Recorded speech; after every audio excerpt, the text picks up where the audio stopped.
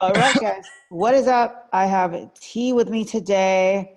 And what I'm going to do is to ask him a bit about his experience through the mentorship. So, what is up, T? Say hi to everyone watching Going on? this. How you guys doing? Yeah.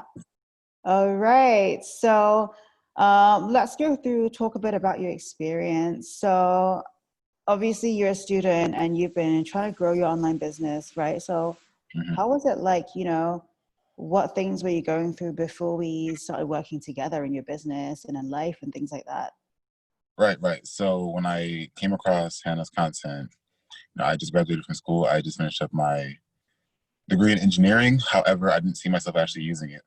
I was already kind of into this whole high ticket space, but Mm, what I was lacking was clarity. I didn't really, like, I knew, I knew how to sell a little bit, and I knew how to actually, try it and get clients, but my method wasn't really doing much for me. Like, I knew how to get on the phone and do some work. I knew how to close, okay, say, so, mhm. but, you know, it wasn't to where it needed to be, and it wasn't consistent enough. That makes sense. I didn't have a method that would work for me to actually continue to go from one phase to the next phase to the next phase, from like getting the lead to recognize them as a proper lead to getting them into a call, qualifying them, and then closing. I had no idea how to do that. So Mm.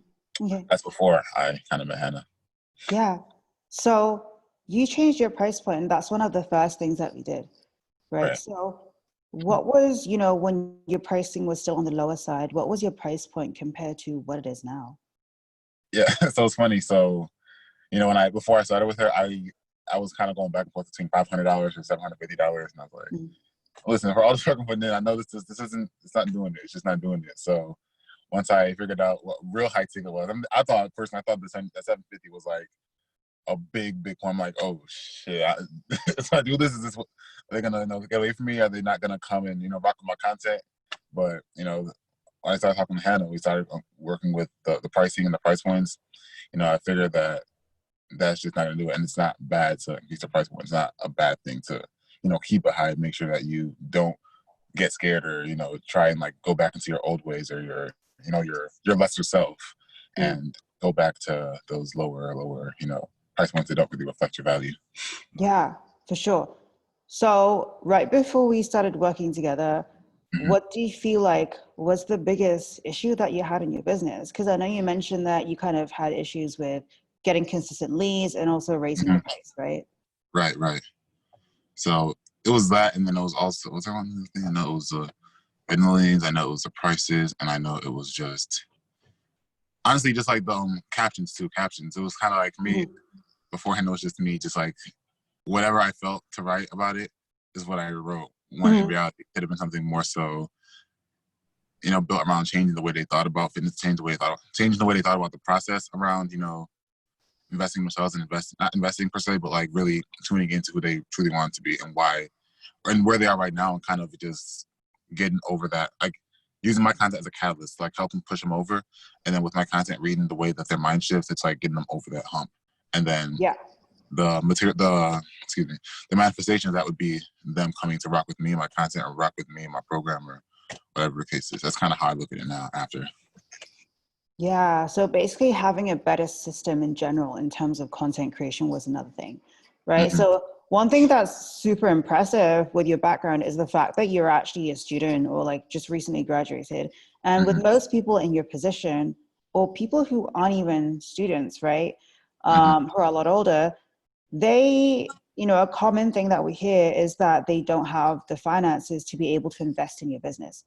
Right. So coming from that background where you were, recently a student who stereotypically students are like super broke, how Yeah. did you come up with the finances or kind of what was your mindset around investing in your business? Yeah. So for me, at the point, I kind of got rid of my those limiting beliefs in terms of investing. I thought like, okay, listen, you got to make a change. Doesn't matter what the price is, just make the change. That's where I was coming from. So Hmm. for me, we had discussed kind of I think it was 3 I forget. I think it was 3 Hmm. And so that was me. Throughout I think it was 1 or 2 weeks from when I put down the deposit, and then actually I signed on. I was hustling. I was hustling. I had to, Hmm. what I did personally is work for me throughout college just to get a little money here and there. Is go to the thrift store and just make some flips. Throw them on eBay, throw them on Facebook Marketplace, whatever the case is. Just, make it happen. And, that. that made it happen when you don't really have it like that. So I did that, Damn. made the investment, and here we are. Damn. Didn't realize you actually sold stuff on Amazon Marketplace. Yeah, yeah, Facebook Jesus. Marketplace, Facebook. Facebook. Yeah, Okay. yeah, yeah. Still similar thing, right? Uh-huh. So you were charging kind of like 500 to 750, which, Hmm.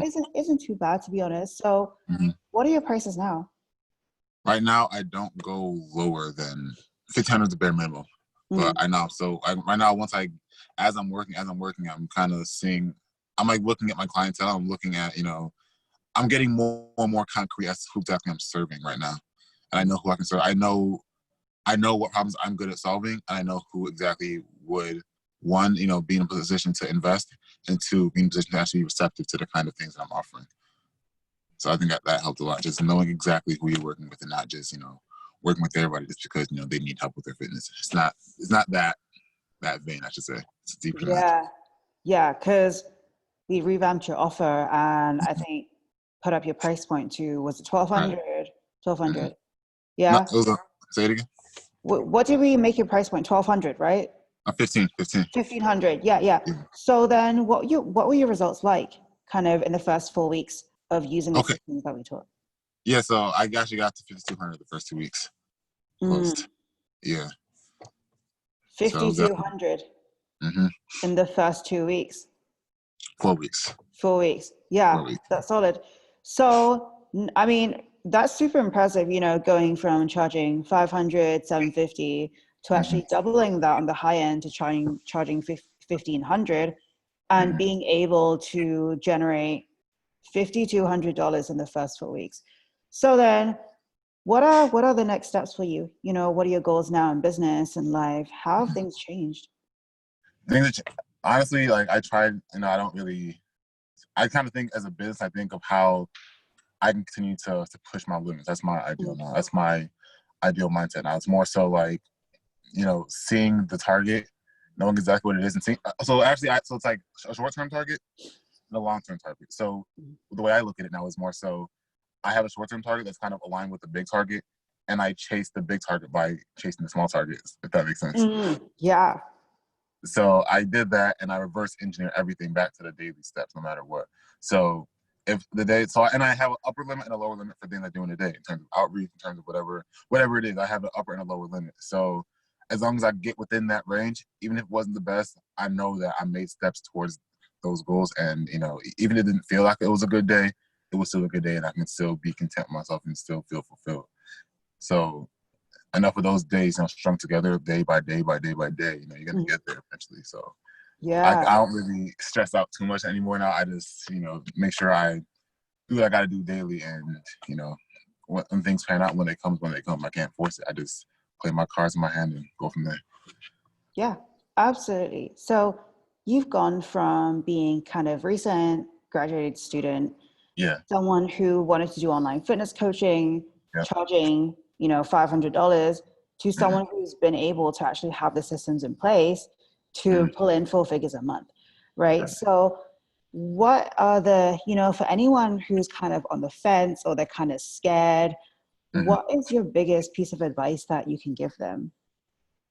I would tell you to decide what you want for yourself. Listen, because you know where you are right now. You know what's going on with your life right now. You're probably not content. If you're looking at her content, you're looking at her content in terms of becoming I guess, a more profitable online coach. You know that you're not in a position that you Mhm. want to be in. So, and honestly, like I said, it doesn't matter if it's me or someone else or whoever the hell it is. You're gonna have to make a change at some point, right? And you know that nothing really happens by circumstance. Everything is there for a reason. That's where I see things. So, Mhm. came across content, you know that it's what you need, and you actually do your research and figure out it's what you need, and make that investment in yourself. And whether it goes, I don't see anything as good or bad. I feel like everything plays its part in your life. So investing in something that's going to help you and actually push the line for you and move the needle for you is never a bad thing. So I think Mhm. it's a good decision to actually make the investment and go get what you want, because it's only Yes. go get what you want. Like, Yeah, love that. So, last question, final mhm. thing. Where can people check you out on Instagram or Facebook? Right. So on Instagram, you can check me out at trainwitht_. That's TRAINWITHTEE _. And it's the same handle on Twitter as well. Mm-hmm. And on Facebook, it's Tochukwu Oparacha. I'll spell it out if you need me to. I don't think you're gonna sound that out yourself. Yeah, guys, just listen to the replay. If you want to hit him up on Facebook, if you want to check out his Instagram, it's trainwitht_. All right, thank you so much for doing this. Yeah, no problem. Yeah, and peace. All right, peace out, guys. All right.